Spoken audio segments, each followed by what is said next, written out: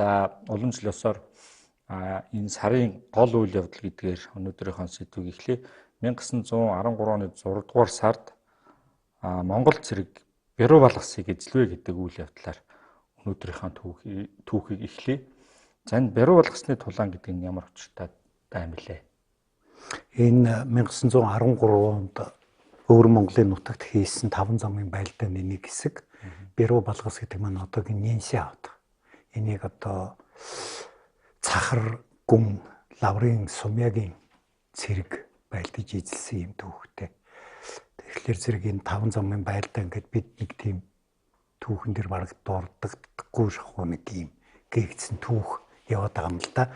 Хятадын түүхчд бол үхэр жилийн үүмэн гэж нэрлэдэг байгаа. Өөрөөр хэлбэл тийм дайн байлдаан биш үүмэн. Нэг хэсэг гарууд бослог гаргасан ч юм уу тий. Нэг тийм болгоод манайх бол 5 замын байлдаан гэж нэрлэдэг энэ үйл явдлын нэг хэсэг л болж байгаа гэсэн үг.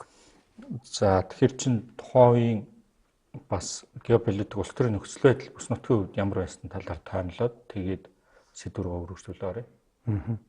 Тэгээ 1911 оны 12 сарын 29-нд олноор өгөгдсөн Монгол улсыг зарлан тунхагласан.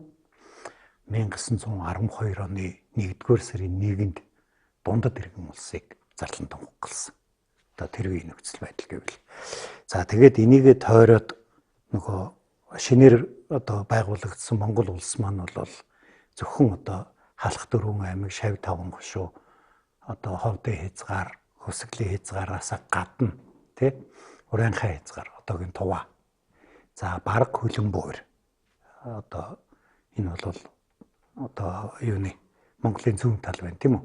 За тэгээд өвөр Монгол нийтд нь. За тэгээд одоо Хөхнөөрийн монголчууд, Шинжааны монголчууд гэдэг энэ Алшаа тэргээд энэ олон аймагуудыг бүгдээрээ Монгол улсад хамрагдана гэж үзэжсэн ийм цаг үеэлдээ Хятад бол шинээр байгуулагдсан дундад иргэн улс бол тэгж үзэхгүйгээр бид нар бол одоо нэгэнт манжийг залгамжлан гарч ирсэн учраас манжийн бүрэлдэхүүнд байсан бүх улсууд тэрний дотор Монгол одоо арга өвөр Монгол гоёула манай нэг хэсэг болно гэж ингэж үзэжсэн үе. Тэгвэл тэнд ялгаа гарч ирж байгаа. Яг гэвэл 1907 оны Орос Японы гэрээгээр нөгөө Орос Япон хоёр чинь өөрийнхөө нөлөөний бүсийг хуваахта Оросууд бол халахаар гэдэг хязгаарлалцсан. Японочууд бол яг ерөнхийдөө бол эхлээд зүүн Монголыг хэлж байгаа юм л да. Бээжингийн өргөрөөс зүүн тийш хэсэг бол Японы нөлөөнд орноо. Японы нөлөөний бүсд орноо гэж тооцоод тэгээд дараа нь 12 онд энэ хоёр чинь дахиж гэрээ байгуулахдаа дахиж энийгээ тодтогсон л доо. Ингээд нэг тийм бид нар өөрсдөө нэгдэх гээд идэг. Өвөр Монголын 49 чуулганы 37 Монголдо нэгднэ гэдэг өргөн барьдсан. За ийм нөхцөл байдал үүссэн баг. Тэр үед үүссэн байсан байгаа. Тэгээд энтэй холбоотойгоор одоо зарим одоо өвөр Монголын хошуудууд бол хаашаа нэгдэх үү гэдэг нь тодорхойгүй. За зарим нь ч одоо үгүй бид нар одоо манжийн төрийг хадгална гэж үзсэн хэсэг байсан. Зарим нь бол одоо дундад иргэн улсыг дагнаач гэж үзсэн цөөхөн бас хүмүүс байсан л да. Гэх мэт ийм үйл явдлууд болоод өвөр Монголын нутаг гэх ойлгомжгүй нөхцөл байдалтай болчихсон. Тэгээд тэндээс үүдээд нөгөө Хятадууд өвөр Монголын үеийг одоо янз бүрээр айлгах, дарамтлах, цэргийн хүч хэрэглэгч гэдэг юм уу. Ийм асуудлууд гараад ирсэн учраас манайхаас одоо 5 замаар цэрэг давшуулж өвөр Монголын нутагт орсон ийм төвхтэй. Монголчууд одоо тэр Ар Монголыг тусгаар технологи зарлах үед өвөр Монголын 49 хошууноос 35 гэдэг ихэнх нь энэ үйл хэрэгтээ нэгдэх хүсэлтэй байсан гэд. Ягаад тэр өвөр монголчууд энэ үйл хэрэгт. Үгүй мэдээж монголчууд учраас нэгдсэн нэг тийм том гүр улстай болохыг хүсэж байсан баг. Тэгээд бас ингээ хуваагдсан шалтгаан байна. Ихэнх нь бас тухайн үед угаасаа тухайлбал ийм хэлбэр хийж болно шүү дээ. Өвөр монголчууд бас тухайн үйл явдлаар тусдаа бие даасан улс болох ч юм уу тий. Эсвэл хуучин манж улсыг байгуулах гэдэг тийм байр суурь угаасаа гарч ирсэн. Тэрний углуур үйл явдлууд нь хаанаас ихтэй байж болох вэ? Ер нь энэ тусгаар тогтнолын хөдөлгөөнийг санаачилсан хүмүүс дотор бол өвөр монголчууд их олноор байгаад байгаа шүү дээ. Одоо харчин хүн хайсан байна. Тэ хайсан энэ цэрн одоо манай ерөнхий сайд байсан цэрэнд орж байгаа энэ хүрээнд сууж исэн Хятад амбан чинлүүд нь хэлсэн байдаг үлээ дээ. Ер нь хайсан гүн мөрийгөө бол тусгаар тогтнолын хөдөлгөөн тийм амар гарахгүй байсан гэж. Тэгэхээр зэрэг яг одоо халахаа бодвол өөр Монгол нь Бээжинд илүү ойрхон, арай жоохон нөгөө ертөнцийн мэдээлэлд илүү ойрхон, өөр Монгол ноёд нь Бээжинд их шадралд суудаг. Тэгээд мэдээлэлд илүү ойрхон байсан бас үнэн л дээ. Ер нь бол хар тамхины 2 дугаар дайны үед бол Манжин цэргийн ерөнхий командлагч нь хорчны Сэнгэр эмчим хүн байсан шүү дээ. 2 дугаар дайны үед хар тамхины 2 дугаар дайны үед бол дагуу бомбыг хамгаалсан байлдаанд Англи Францын цэргийг ялж ирсэн. Энэ Сэнгэр эмчим бол. Энэ утгаараа бол нөгөө өвөр монголчууд чинь нэг хэсэг нь бол Манжин төрд их ойрхон ийм хүмүүс байсан л та. Тэгэд эднэр яагаад тусгаар тогтнох манжаас салъя энэ төр гэдэг санаа өөрлөж эхэлсэн бэ гэдэг асуулт гарна. За монголчууд яагаад өөрлөсөн бэ гэдгийг хоёулаа өмнөх дугаарууд дээр ярьсан шүү дээ. Шинэ засгийн бодлого гад газар мазрын хаглаад хятад тариачаа суулгаад гэдэг ингээд. Өвөр монголчууд яагаад ингэсэн бэ гэхлээр бид нэр энд тэр Жандан даавгийн бослого буюу Улаанмалгайтны бослого гэж 1891 онд гарсан бослогыг ярихаас өөр замгүй болчихъя. Энэ үед 1890-ад оны үед бол Хятад энэ гадаад ихний эсрэг тэмцэл гэж их том тэмцэл явсан тэр Ихэтваны хөдөлгөөн гэж. Тэр Ихэтваны хөдөлгөөний нэг урсгал нь Жандан даав одоо энэ нэг монгол хэлээр орчуулах юм бол алтан үрлийн зам гэсэн ийм одоо хөдөлгөөн өвөр Монголын нутагт Хятад сорьсон хүмүүсийн дунд үүсч бий болсон байна. Тэр юутай холбоотой юм гэхлээр ер нь бол 19-р зууны 2 дугаар хагасаас эхлээд өвөр Монголын хошуудын ноёдууд нутгаа Хятад тариачид түрээсэлж мөнгө олдог арга руу их шилжсэн. Ийм харагдаад байгаа юм л да. Боржгон бүрэн сайн гэж өвөр Монгол төгчийн бичсэн нэг ном байдаг. Тэн дээр бол энэ тухай маш дэлгэрэнгүй бичээд. За тэгээд тэр нь өөрөө их том зөрчлийг өрн дуудаж эхэлсэн баг. Нэгдүгээр одоо ч гэсэн манай Монголд зөндөл байгаа шүү дээ. Тариа тарчаал хажууд нөгөө малчт нь малаа авчиад тариа руу н оруулаад бөө хэрүүл зудан болдог. Тэгээ одоо тариагаа хашаалах уу яах уу энэ төр гээл энийг нь газар тариалангийн бүс гээл бид нар ч одоо ч гэсэн энэ асуудлыг шийдэх гээл зовж штэ. За тийм асуудал яг адилхан асуудал тэр үед үүсэж бий болжээ. Яг гэвэл нөгөө хошуу ноён мэдээд бага хэд тариачд газар түрээслээд ингээд өгцөн. Тэгээ тэр нөгөө өөр хэм малчтын мэлчээр энэ тэр нь холдох гэсүүлээд их том зөрчил гарч эхэлсэн байгаа. За тэгээд өвөр монголчууд нь өвөр Монголын тэр нөгөө хошуу ноёд нь ч гэсэн заримдаа гинт түрээсээ нэмдэг ч юм уу те. Ингээд иймэрхүү бас нөгөө хятадуудынхаа хүндрүүлдэг.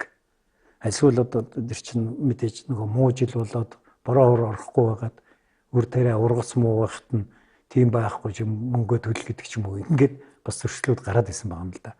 Тэгээ нэлээ ийм том зөрчлүүд гарч явах үед энэ өвөр Монголын нутагт ирж одоо суурьсан хятадуудын дунд Ян Ечин гэж нэг эмч гарч ирсэн байна. За тэгээ тэр эмч бол нөгөө хятад тариачтайг ухуулад тэгээ одоо тэр үед ч нөгөө нэг Ихэтваны хөдөлгөөн яваад Ихэтваны хөдөлгөөний чинь нэг онцлог нь бол нэгдүгürt айгүй тийм зодооны урлагаар хичээлдэг. Тэгээ одоо энэ кинонд гараад байдаг үүшүү тийм юм хийдэг.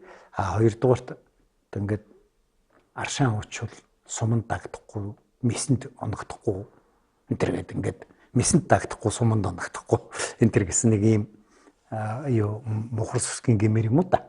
Тийм одоо юмд итгэдэг. Тэгээд энэ Жандан даав гэдэг алтан үрлийн зам гэдэг нь чамд нэг үрэл өгөөд тэр нэг эмч биш дээ энэ толгойлж байгаа нь. Чамд нэг үрэл өгөөд тэгэнгүүт чи би одоо ингээд ерөөсөн суманд оногдохгүй, месэнд дагдахгүй болцсон гэж итгээд явж. Тэгээд тэр нөхөр энэ нөгөө хятад тариачид өвөр Монгол малчтын хооронд гарсан энэ зөрчлийг ашиглаа. За тэгээд тэр үед нөгөө хятаддаа чи яг иймэрхүү хөдөлгөөнүүд гараад эхэлсэн ийм болж исэн. Тэгэнгүүт энэ нөхөр чи нөгөө баахан хятад тариачдыг турхираад тэгээ 1891 оны сүүлээр эдгээр чинь өвөр Монголын Аавхан өшөө рүү ушуунд хамгийн анхны өмнө гарсан баг.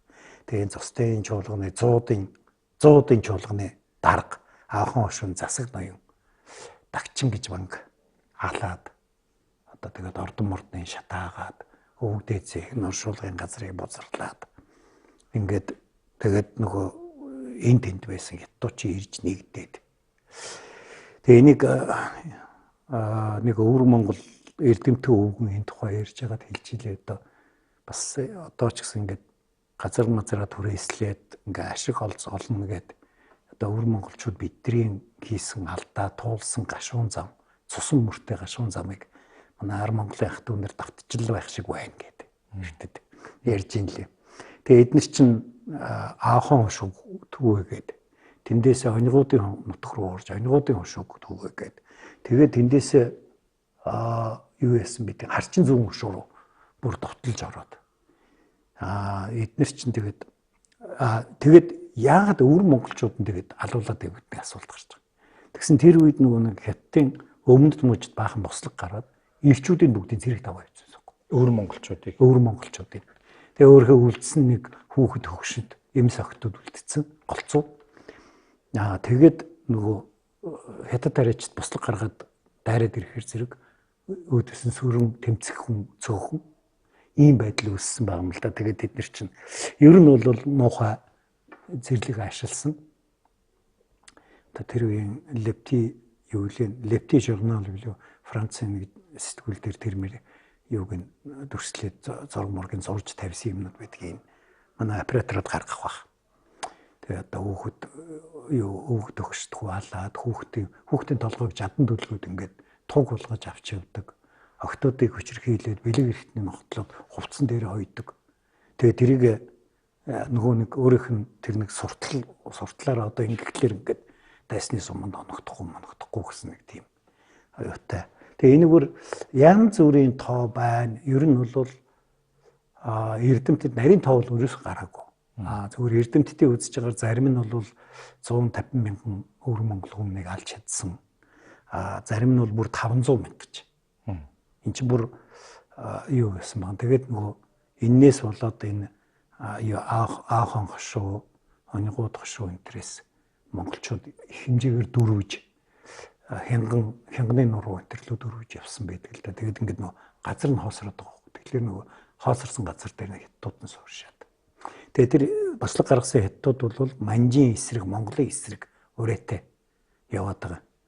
Чинг мөхөөж монголчуудыг устгая гэдэг урээтэй.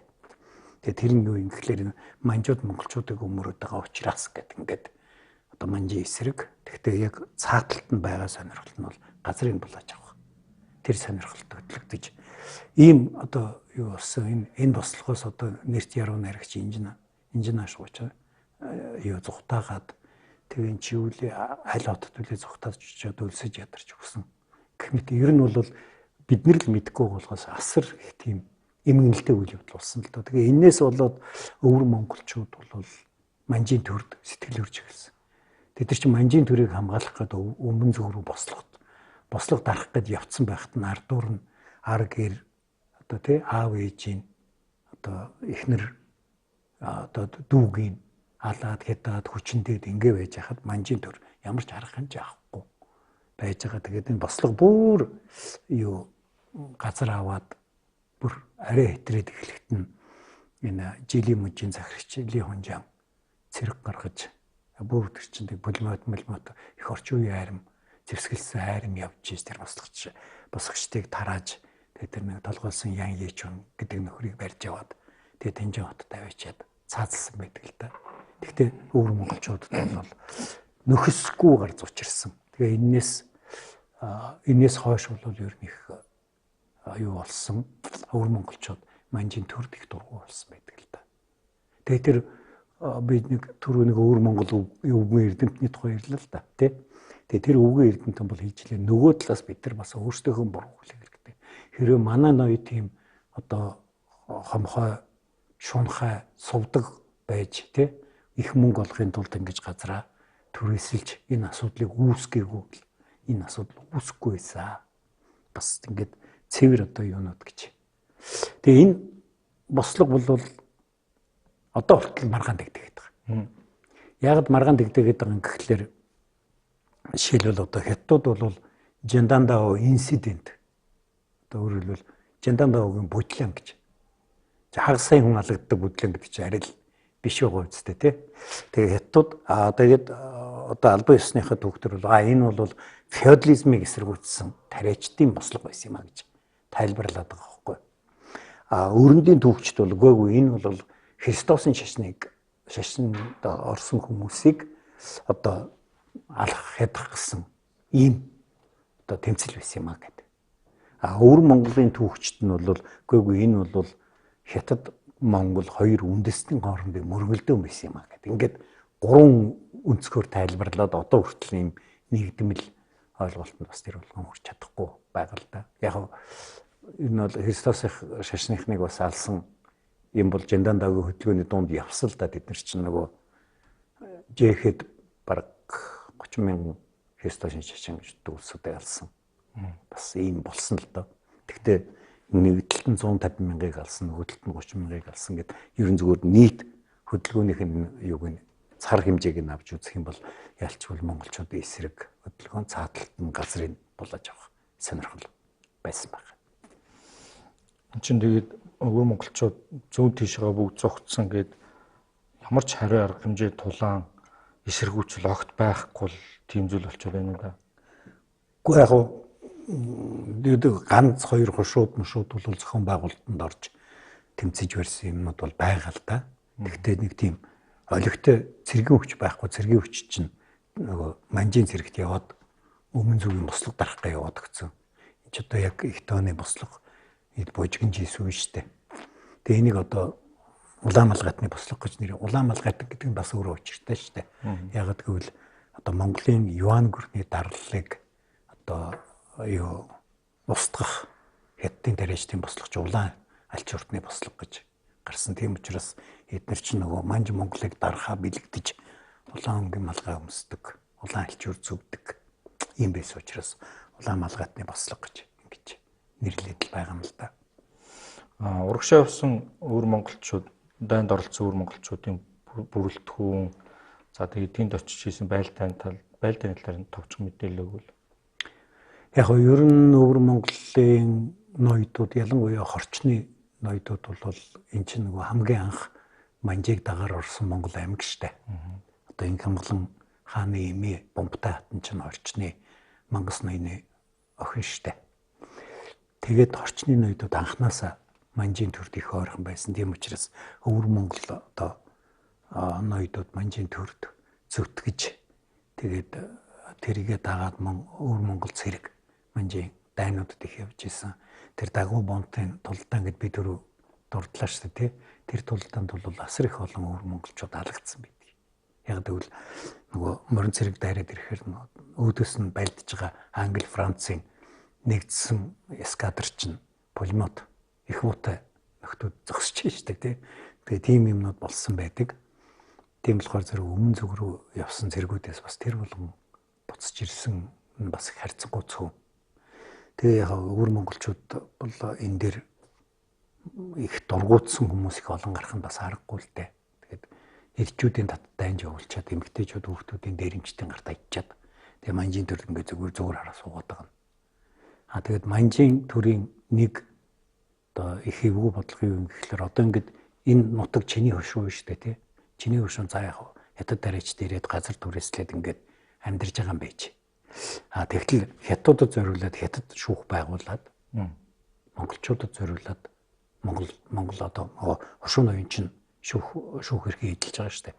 Ийм булгаа ийцсан байхгүй. Тэгэхээр зэрэг хятад дараачин янз бүрийн байдлаар гэмт хэрэг үйлдвэл нөгөө монгол ноён чинь шүүж чадахгүй. Хятад иргэдийн шүүдэг тусгай шүүхтэй. Тэгээ одоо тэр шүүх нь одоо мэдээж хятадууд л байж таарна шүү дээ. Тэгээ одоо тэр нөхрийг тэгээ толгойг нээлээд өнгөрөөч гэхэлэр яаж чаддгүй ч гэдэг юм.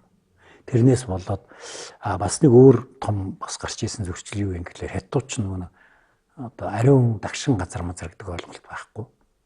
Тэгээ нөгөө нэг ариун дагшин газрынх нь мод зодыг ногтлоод өгчдөг. Төрлийн дэргэлээд ч гэдэг юм.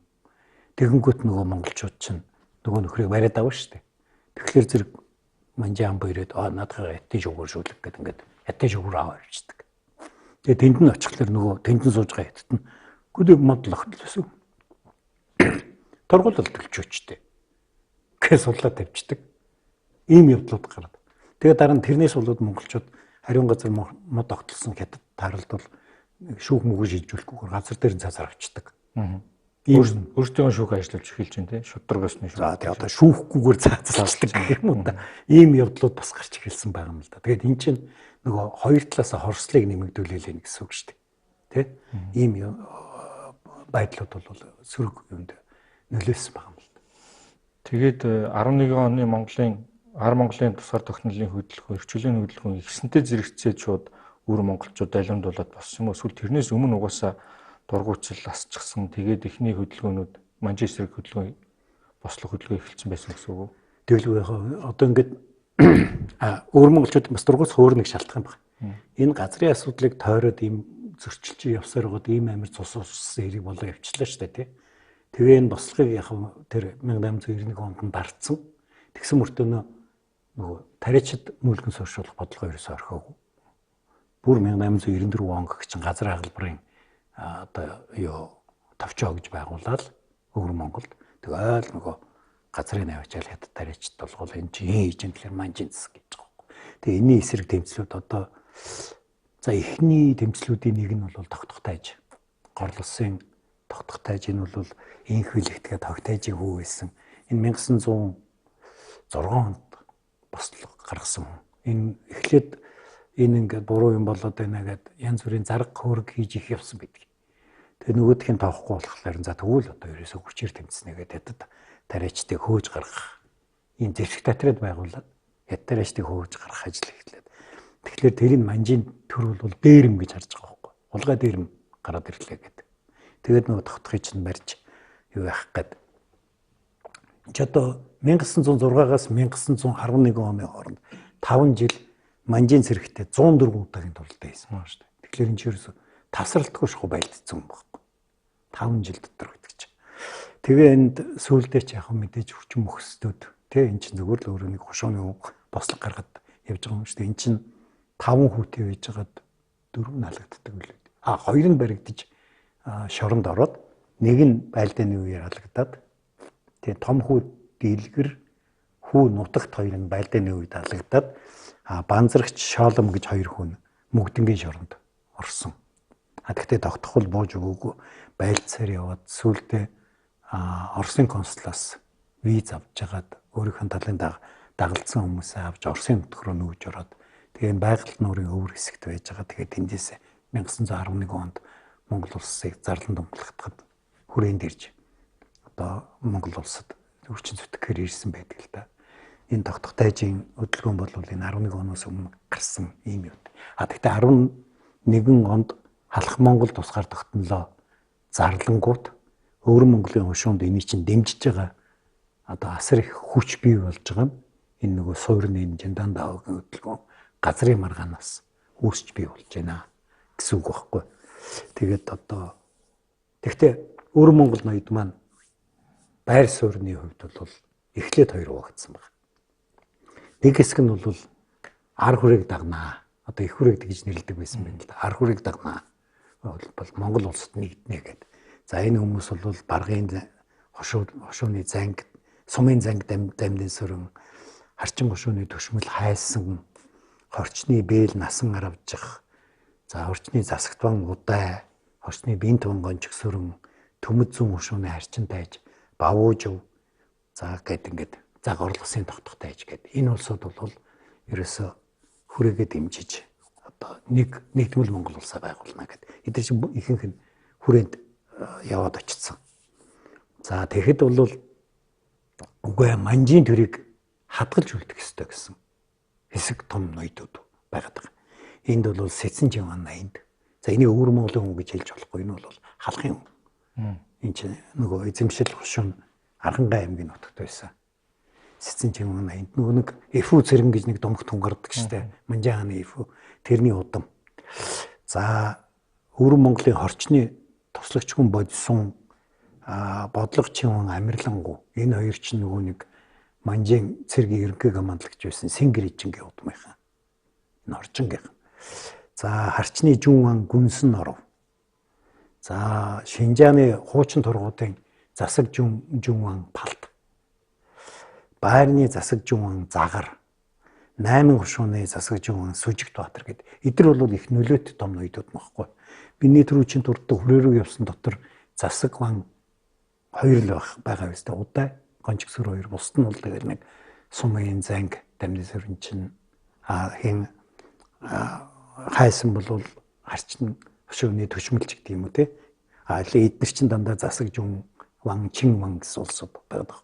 Одоогийн статусаар ямар засаг дарга нар юм уу? Эсвэл өөр тэрнээс том уу? Бүсийн аймгийн засаг дарга нар баггүй. За Сумын зангууд нь бол одооны Сумын занг шиг. Бэ. Тэгж хэлж болно. Тэгээд эднэр болохоор эхлээд манжийн тэрэг хадгалнаа. Гэт эднэр чинь нэг тийм эхлээд нэг Монгол ноёдын чуулган билүүнийг юм Бээжинд бий болгоод тэгээд тэр чуулганыхаа хүрээнд бол Юншик гэдэг тэр өрг хүчиг барьж исэн байна. Үгүй энэ одоо та нарын хувьсгалт дунд улсыг байгуулж болохгүй. Манжийнхаа төрийг хадгалын гэдэг яг манжийн төр дээр одоо юу гэдгийг янз бүрийн одоо парламентын эрх мэрхэн төр бий болгож болох юм гэсэн байдалтай. Энэ дээр бүгдээрээ нэгдээд байгаа нь бас учиртай. Яг л эдгээр чинь нөгөө манжийн төрөөс салин авдаг хүмүүс байхгүй. Манжийн байхгүй болчвол салин байхгүй шүү дээ. Тэ? Шинэ дундад иргэн улс тэднэрт салин өгч юм уу, өгөхгүй ч юм уу хэм мэдлээ. Тэгээд тэр асуудал яригадад явж исэн чинь 12 оны 2 дугаар сард нөгөө манжийн сүүлийн хаан Пүи хаан ширэнсээ буучваа. За ингээд манжийн хаан багцсан. Тэгэнгүүт тэр манжийн тэрийг хадгална гэж исэн ноёд чинь 2 уу. Дахиад 2 уу гэж байгаа. Жишээлбэл Балтван, Паван, Амирлангу, Бодсон 3 болвол тэгээд Сэсэн чимээ 80-д энэ дөрөв бол за одоо нэг ийм нөхцөл байдал үүссэн болвол бид нэр одоо шинээр байгуулагдсан дундад иргэн улсаа дагая гэдэг байр суурь хазаагаад орцсон байна. Гэтэл одоо энэ гүнсэн ороод иргүүтээ ноёдууд нь болохоор зэрэг тийм байхгүй гэд. Тэгээ гүнсэн орвч нь Бээжинд суугаа Оросын элч сайдын яамны хэргийн төр хамаарагчтай уулзаж туслах боломж байна уу гэж ярьж үзээд тэгээ заадах нь бол бид нар туслах боломжгүй геополитикийн үүднээс болохгүй байна. Өөрөлдвөл цаагаараа та нар бол Японы бүсээ бид нар бол та нар тусалж чадахгүй гэсэн битүү үг хэлсэн байна. Тэгэнгүүт гүнсэн оров тэрийн шууд ойлгонготой Японуудтай очиж холбогдоод тэгээд бие дасаа өр Монгол улс байгуулна гэж. Өөрөлдвөл бас хүрээнд шууд нэгдэхгүй нэ шүү дээ. Хүрээ рүү бол лавг чойж өрөөлөө, лам чойж өрөөлөө нэг ноёныг явуулсан байна. Гүнсэн оров гонч. Тэгээд богдхан тэр үнийг хүлээж авч уулзаад тэгээд чи ерөөсө гүнсэн оров чи ерөөсө өвөр Монголын одоо захирагч бол энэ гэсэн санал тавьсан бидгийг бүр тамга хийж өгсөн баг. Тэгээд нөгөөх нь болохоор зэрэг за энэ нэг л биш байна да. Энэ нөхдүүд бол бидний хоёр нь өмөрж хамаарахгүй байхаа гэж бодсон юм уу яасан. Богдын одоо хайрлсан тамгыг эзэн нэрж авах байлгүй дээ гэж хэлээ буцаа авсан байдаг. Тэгээд тэр саналыг бол хүлээж аваагүй л байдаг л да. Ингээд нөгөө өвөр монголчууд нь бас дотор ингээ үндсэндээ 3 уу гэж штэ. Тэгээд тэрнээсээ үүдээд энэ өвөр Монголын хушуудад ийм эвгүй нөхцөл байдлууд бас энд тэнд гараад эхэлсэн байхгүй. За тэгээд Улаанцагаан бас дэмжиж ийсэн Цагрын Гусан амбан Жодовжив, Шилийн голын чуулган дарга Янсанжив гэдэг ийм улсууд бол бий. Тэгээд эдгээр өөрснөө нөгөө манжийн төртөө янз бүрийн шалтгаанаар их ойрхон байсан учраас ер нь ингээд энэ хятад дагая гэдэг байр суурь руу гулдэрсэн улсууд л да. Тэгэд эн чинь 39 хушуунаас 35 нэгдгээд таны хэлж байгаа манжийг нэг хэсэг дагая гэснээр нөгөө хэсэг нь тусдаа өвөр Монгол улс байгуулъя. За дараагийнх нь шинээр байгуулагдсан дундад иргэн бүгд найрамд улсыг дагая гэдэг. Энэ дотор ч бас богдоханд Монгол улс тэр цаашаа илэрхтэй нөхдүүдийг бас арга хэмжээ аваад тухайлбал Жодовжавыг санагдж Монголд авчиж цаазлаад байна л да. Чин тийм хууль ёсны эрхтэй юу? Жодовжавыг сүүл цаазлсан. Ардын хувьсгалын дараа 20 оноор тий. Ер нь бол 13 оны дайнаар юуны Цагрын нутагт дайрч орсон Монгол цэрэг нөгөө харчин гүн бавууж өвчин Жодовжавыг баривчлаад хүрээнд төргүүлээд маньхан 2 жил хүрээнд шоронд суусан. Тэгээ шоронд суугаад дараа нь Хятадын гэрээний дараа 15 онд Жодовжив чинь Хятад эргүүлж өгсөн л дөө. Жодовжив нь ямар байр суурьтай байсан дээр 10 хэд онд? Гэхдээ энэ нөхөр чинь их сони юм билэ. Энэ нөгөө түрүү хоёулаа юу ард амхны дайм ингээд ярьсан штэ. Тэгээд нөгөө Эхтваны бослого дарагдах үед тэр үед ч нөгөө нэг 8 гүрний цэргийн халдлага Хятад 8 гүрний цэрэг орж ирээд Бээжинг эзлээд тэгээд Манжи хаан цухтаагаад Утайд очиж нэг хэсэг бүгсэн. Утай одоогийн Утай гэдэг газар чинь бол Утай шам гэдэг бол нөгөө Цахрын нутагтай хилдэг. Тэгээд энэ Жодовжив чинь тэр үед Манжи хааны хамгаалтан цэрэг мэрэг гаргаж тэгээд дотноссон нөхөр юм бэл. Тэгж дотноссон юм билээ. Тэгээд анханасаа ер нь жоохон Бээжин лөө юутай. За тэгээд мэдээж тэр амийг хамгаалж байгаа хүнд Манжи хаан зөндөл шан харамж зэрэг хэрэгэн мэтэр янз бүрийн өгсөн байлгүй дээ.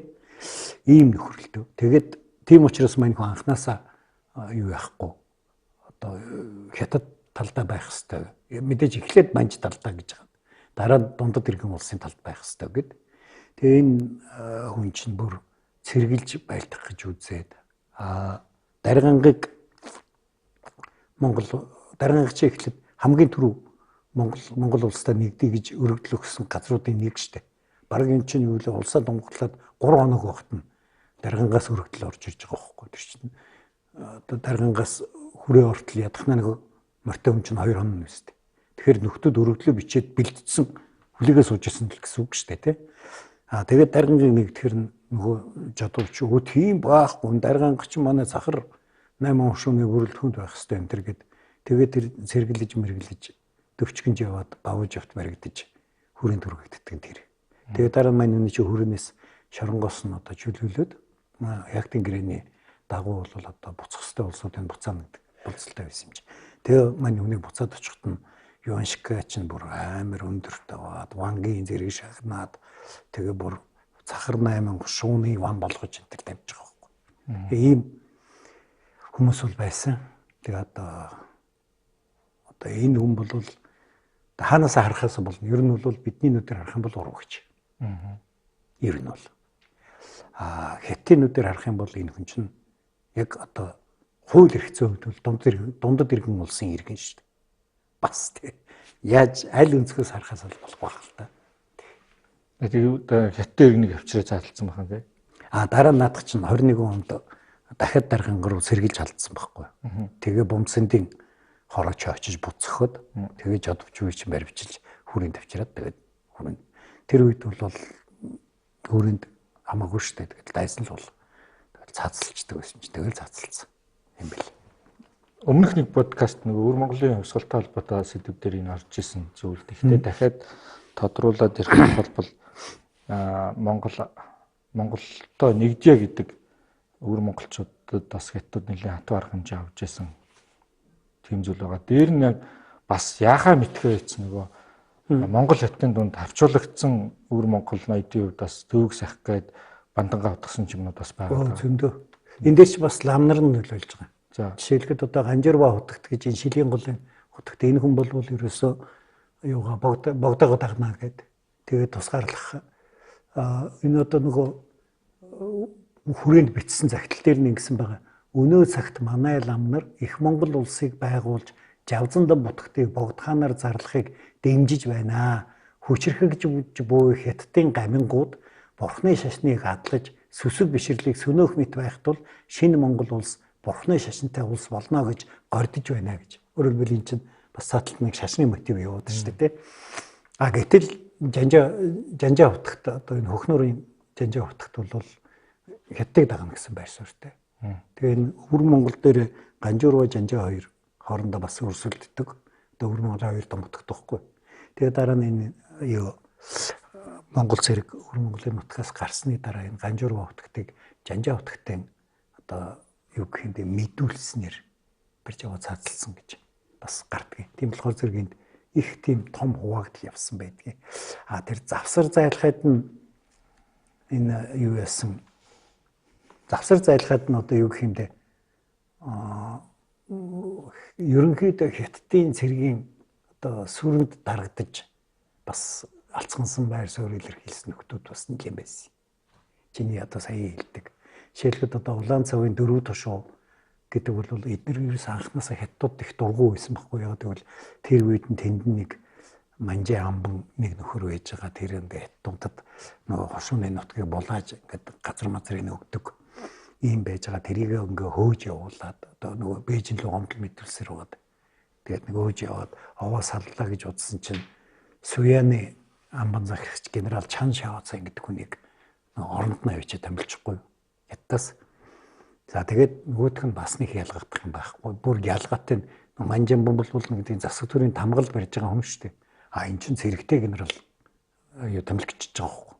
Тэгээд нөгөө үед чинь дарамтлаад тэгээд нөгөө юунууд энэ хошууны ноёдууд нь юу Юншикэд гомдол мэдүүлээд энэ нөхөр чи ингээд тэгэхээр нь Юншик зааж наадуулгаа одоо эвэр асуудлыг шийдгээд нөгөө Чан Шаоцан гэдэг генералд нь даалгавар өгөөд тэгээд нөгөөтийн том хуралдуулаад энэ дээр нөгөө өвөр Монгол ноёдыг урж ирүүлээд гадуурн цэрэгжих сагаад за одоо зөвхөн сайхан тохирно гэж байгаа байхгүй. Тэр яаж тэгээд тохирох вэ? Ерөнхийдөө хүчээр талайлгаад их яавал тэгтээ яг мэдээж та нарт ингэж цалин бүнлүү гэж чинь ингэн зөндөө хамлалт өгөөд тэгтээ нөгөөтхийн зөвшөөрөхгүй бол гадаа буутай зэрэг байж шээ. Суян мужид бүр бүтэн хайрам хүлээгээ зогсож байгаа байхгүй. Тэгээд нөгөөрхий тэр өвөр Монгол ноёдод чи яаж чадахгүй. Төрөчийн дугаар дээр энэ тухай ярихдаа хоёлаа нэг хин Сүжигт Баатрын цагтлын тухай ярьж ирсэн шүү дээ. Энэ саяхнаас халдахыг амарч болгож хотын жанжин тэр хурж ирээд бидрийг яагаад элдвэр бууз үсгээр дарамтлж хагаад тэгээд аюу дундад улсад нэгдэн гэсэн бичиг ээлгээс тамга даруулж авсан гэж хүрээ рүү гомдол мэдүүлж байгаа бас нэг тийм бичиг ирж байгаа ч юм дээ. Ийм юмнууд бас байгаа. 1912 онд Өвөр Монголд байгуулагдсан тэр Монгол ноёдын холбоо гэдэг. Тий. Энэ ямар холбоо? Гүнсэн нуруу. Тэр чинь уул наах нөгөө манжийн хааныг огцруулахгүй хамгаална гэж байгуулагдсан холбоо байхгүй. Тэгээд нөгөө манжийн хаан унтсан. Тэгээ холбоочин дотор хоёр задарцсан гэж биелсэн шүү дээ. Нэг хэсэг нь дундад ирэх улсыг дагна гэд нөгөө хэсэг нь тусгаар тогтно гэдэг тэр гүнсэн нуруу тэр үетэй хэсэг нь бол тийм байхгүй гэд. Тэгээд эдгээр чинь нөгөө манжийн хааныг хамгаална гэж хэлсэн учраас манжийн хааны хүргэн Сүүчин ван гэж тэрийн дугаарууд дөр өмнө бас яригдчихсэн шүү дээ. Зөв хязгаар ингээд энэ чинь манжийн хааны хүргэн баггүй. Тэгээ тэр Сүүчин вангаар дамжаад Японууд руу гүнсэн нуруу ван гарсан баг. Тэгээд эн чинь Японы офицер Нанива Кавашима гэж нөхөртэй холбоотойгоод тэгээд тэр Кавашиман цаашаага гүнсэн нурууг Японы гадаад хэргийн сайд Учида Жанжиставын генерал Ясумаса Фукушима гэдэг энэ хүмүүстэй холбож өгсөн баг. Тэгээ гүнсэн нуруу чинь өөрийнхөө хошуунд байсан нэг ашигт мултмалын орд газрыг барьцаалаад 200,000 йений зээлийг авсан баг Японоос. Энэ их мөнгө байхгүй. Яг гэвэл Монгол 1919 онд Монголд довтолж орж ирсэн Шүүшүүжааны армиг биш үү? 45,000 йенээр босгосон шүү дээ. Тэр нөгөө Нишихарагийн зээл гэж хятадын засгийн газар Японоос зээл аваад 145,000 йений зээл авсан баггүй. Тэрний 45,000 йенийг Шүүшүүжааны арим зарцуулсан. Тэгэхэд гүнсэн нурууч 200,000 йен төвчгийн газараас том зээл авчиж байгаа шүү дээ. Энэ юм чинь.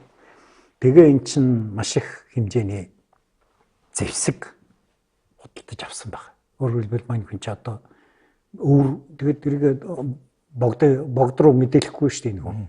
Тэгэхээр зэрэг маань хүн чинь Өвөр Монгол биед асуулс болох ёстой гэж үзээ. Тэгээд Өвөр Монголынхаа хошуудыг зэвсэглэх арга хэмжээ авах гэдэг байхгүй. Тэ? Тэгээд зэвсэгтэй болгох гэдэг.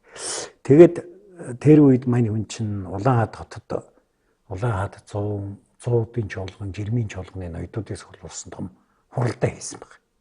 Тэгээд тэр хуралдаа дээр энэ одоо яг салан засгаарлаа гэдэг асуудал яриад.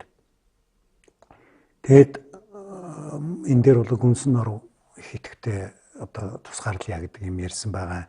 Хишгтэн хошууны төлөөлөгч Яо Шан гэдэг энэ нөхөр тусгаарлаа гэдэг юм их ярьсан байгаа. Ингээд эд ярьж явах үед нь нөгөө Японуудаас судалж авсан зэвсгээ тээж явж исэн алтан учир гэсэн алтан учир тэргүүтэй цэргүүдийн хятад бариад авсан.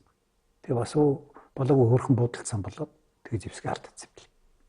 Тэгэнгүүт нөгөө хуралдаа дээр байгаа ноёд чинь одоо ингээд тусгаарлаа гэдэг тэгвэл чи зэвсгэж байгаа нөгөө ингээд тэгэхээр зэрэг гүнснээр би одоо ийм их олон зэвсэг авцсан гэж хэлэх гэжсэн юм шиг үзүүлэх гэжсэн. Тэгсэн нөгөө зэвсэг алдсан. Тэгэнгүүт нөгөө ноёдууд нь эргэлзээд тэгээд одоо за ер нь Япон яг туслах уугүй юу гэдгийг мэдчихэж янз бүрийн байдлаар шийдвэр гаргахыг гэдэг нэг тийм зэгэл шийдвэр гаргаад тарцсан байдаг. За гүнсэн норов. За тэгээд бас Монголд нэгдсэн бусад ноёдууд, өвөр монголчууд, хушуудууд бүгд хамтах шинэ дундад дэрэг улсын эсрэг бослого умаа гаргаж эхэлж байгаа, эсрхүүцэж эхэлж байгаа. Тэгээд мэдээж энэ дээр зүгээр суухгүй байх дундад дэрэг улс. Тэгнэлтэй одоо хорчны засагтун удаа бол зүгээр хүрээнд гүгээд ирсэн хүн биш шүү дээ. Энэ хүн чинь орчин хушуундаа гарсан бослогыг толгойлоод тэгээд энд байсан хятадуудыг хөөж зайлуулад, манжамбныг хөөж зайлуулад нэлийн болж байгаа дараа нь хятад зэрэгтэй мөргөлдөд тэгээд одоо хүчин дутаад хүрээ рүү ирсэн хүн жишээлбэл энэ орчин зүүн гарын хошууны засаг жумган гончиг сүрэн бол бас тэр ютага одоо энэ гүнсэн доров тэргүүтээ нэлийн явж байгаад тэгээ ер нь энэ бүтгэ байлаа гэж бодонгуудаа хүрээ рүү ирж одоо хүрээний засгийн газрын тусламжтайгаар Монголд буцааж Монголд нэгтгэх энэ ажлыг хөөцөлдөж ирсэн ч гэдэг юм уу ийм улсууд бэлдээ. Тэгээд эндээс чинь ер нь тэгэл асуудал хүндрээд ирсэн үед бол бүгд одоо ар хүрээрүүл явдаг байсан байгаа юм л да. Энэ хайсан гэдэг харчин төвшмөл хайсан гэдэг юм чинь энэ Жандандаагийн бослохын үед нэг толгойлогчийг барьж аваад тэг одоо хайсан саазалцсан юм уу тэр нь олзондоо хүчсэн юм уу бүүмэд. Тэр нэг жоохон ойлгомжгүй байдаг. Тэгээд тэр нөхөр нь хүчгүй. Тэгээ өгчээд яасан чинь нөгөө хайсан гэ чи шүүхгүйгээр хүн цаазалсан гэдэг ял асуух маягийн болоод. Тэгээ манай хүн чинь цухтаж харбинд очиж тэнд юу дорн татын төмөр замаас гаргадаг байсан Монголын мэдээ саяны редактор хийж хагаад тэгээд тэндээсээ Монголд очисон хүн шүү дээ. Ийм хүмүүс бол зөндөө орчин зүүн гарын хошууны бээл насан харавж ах чинь тэгэж явсан гიშгтэн хошууны тайж орлогорч яв. Чивтэр дөрөвчийн дугаар дээр нэг бэхцээ орлогорч яв гэдэг хоёр засвар наянтай болцсон хошуу гэдсэн шүү дээ. Энэ чи энэ гიშгтэн хошуу авах нь орлогорч яв хүрээнд хүрээд ирсэн. Бэхцээ нэгдэ гэдэг бичгээ өгөхгүй болохоор зэрэг хүрээнээс за чамаа хошуу ноён болгоод тавьчлаа гэж тавьсан. Тэгээ ингээ хоёр хошуу ноёнтай болцсон дэрэгдэж юм л дээ. Ийм улсууд бол их бий харчин хошууны энэ бол төмөд зүүн хошууны харчинд ажилдаа бавж өгдөг юм бол энийг би одоо нэг өвөр Монгол хэллэг юм болов дээрмийн ахлагч гэж бичээд байгаа юм. Тэгээ дээрмийн ахлагч гэж бичиж байгааг нь би бол юу гэж ойлгоод байна гэхээр тэр үеийн нөгөө хятадын их сурвалжуудад бичгтээ одоо бослог гаргасан хүнийг энэ дээрм хулгай гэж нэрлэдэг байсан байхгүй. Тэгэхээр одоо бослог гаргасан хүмүүсийн толгойлогч бавж өв гэдгийг л одоо дээрмийн ахлагч бавж өв гэж бичээд байгаа шүү. Тэгээ тэрийг нөгөө өвөр монголчууд ном бичгтээ тэрүүгээр нь бичээд одоо дээрмчи юм уу бослог гаргасан юм уу бас нэг сайн ойлгохдохгүй ийм юмнууд болсон л байна л да.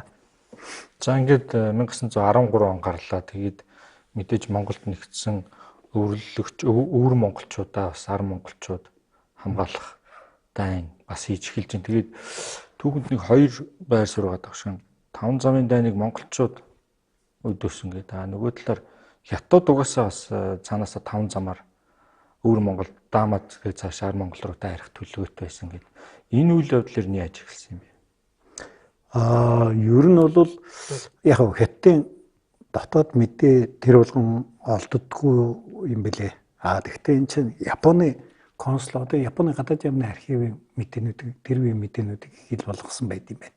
Тэгээ тэрэн дотор судлаачд бол энэ Японы консулуудын төвдөө мэдээлжсэн нууц мэдээнүүдийг олж үзсэн байдаг юм л да. Тэгээ тэр нууц мэдэн дээр бол жишээлбэл 12 оны төгсгөлд дунд дэргэн улсын Монголыг дайлах цэрэг гэж бүр Японууд гэж бичээд байгаа.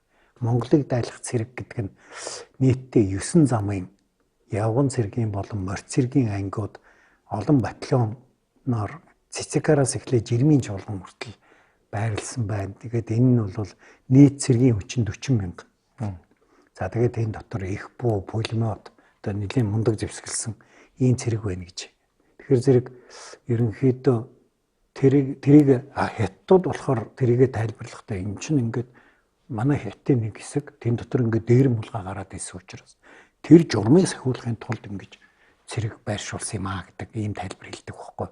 Нөгөө хүрээнээсээ бид нар харахтаа энэ бол өвөр Монгол шууд ингээд Монгол нэгдэх гэхлээр дарамтлаад зэрэг орж ирж байна гэж.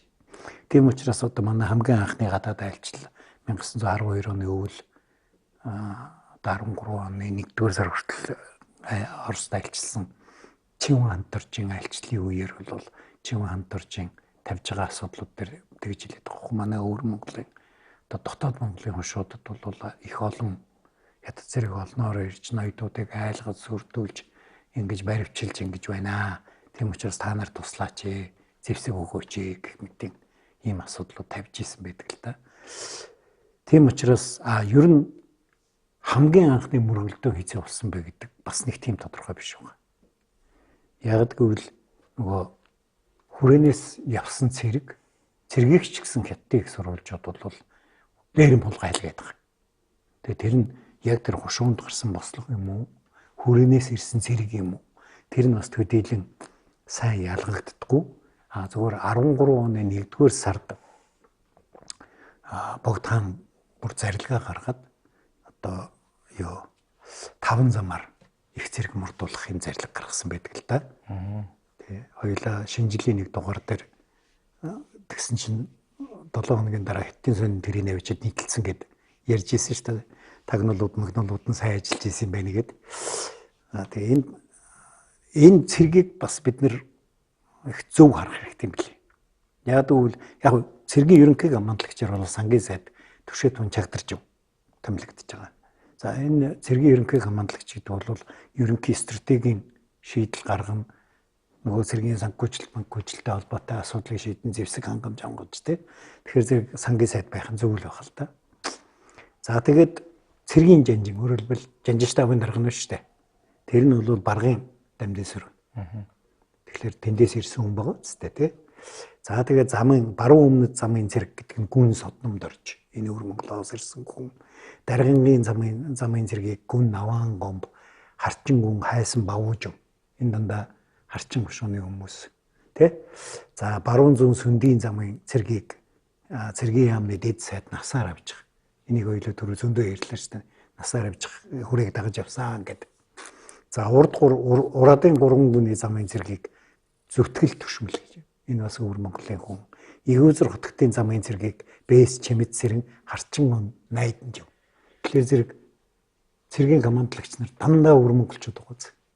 Ер нь бол энэ содном доржийн цэрэг л яг хүрээний энэ хожруулангийн цэргийн сургуулиас мордсон цэргүүд байгаад байгаа. Бусдууд нь бол ер нь тэгэл юу гэх халахын цэргийн сургууль төгссөн даргатай өвөр монголчууд яваад байгаа байхгүй. Зам гэдэг нь яг орчин үеийнхаар одоо маршрут юм уу эсвэл фронт юм?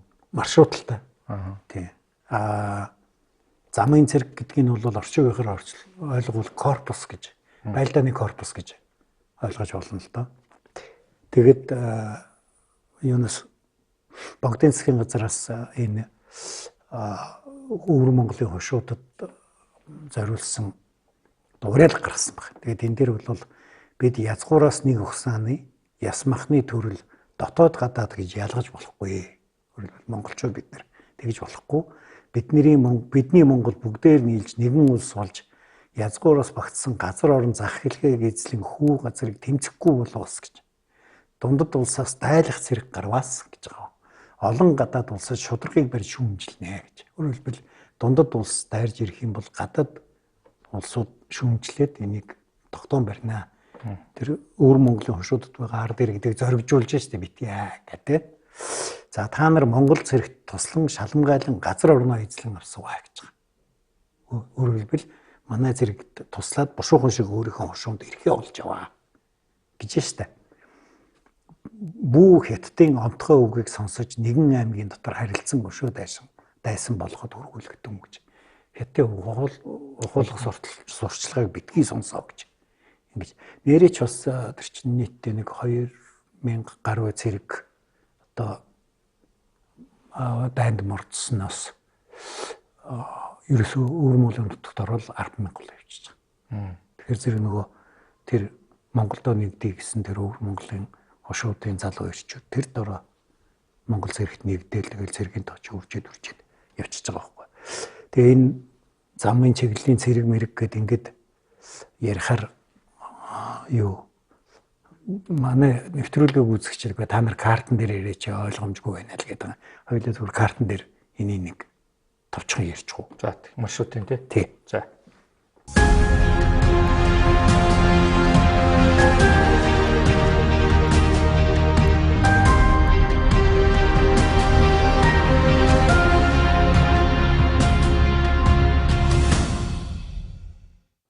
За 5 замын дайныг тэгээд түрүүний таны хэлснээр одоо эн чинь хятадын хувьд бол 9 замаар 40,000 цэрэг. За монголчууд 2,000 цэрэгтэй гараад тэгээд замд 10,000 болоод 4-1 харьцаатай ийм бай болсон юм байна тий. Энэ одоо газрын зургийг бол манай Батлан хамгааллын их сургууль энэ 13 оны 5 замын байлдааны 100 жилийн ойгоор хийсэн эрдэмжилгээний хурлын үеэр одоо өөрснөө ингэж гаргасан газрын зургийг нөгөө энэ тэнд байлдсан гэсэн мэдээнүүдийг үзэж хагаад.